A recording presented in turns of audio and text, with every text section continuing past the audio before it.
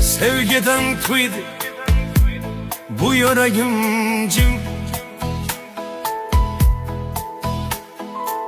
İşanganım oldu en ağır derdim.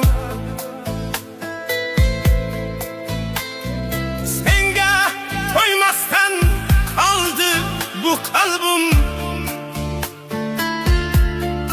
Bahtlı bol fakat dileğim şudur: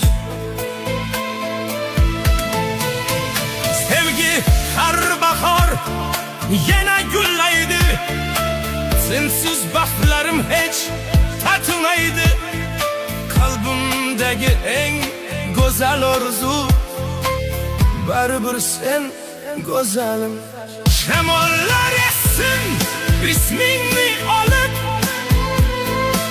yüreğimge hidin salıp gelip, bu yürekte uçmaz muhabbet. Şemollar essin seni esletip, alamlar içine koyup kettim. Koşlan kalam salamını sevdim, telbalarca yürekni verdim. Yemalmagan joy olmadı endi. Bu başkaça, juda başkaça. Yüreğimge dert doldu esda. Arzu ko'p bu baxt kam bo'lsa da, qo'limda qoldi sevgi tongacha.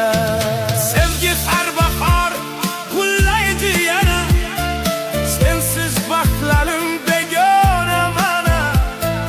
Qalbimdagi eng go'zal taqdir baribir sen go'zal. Shamollar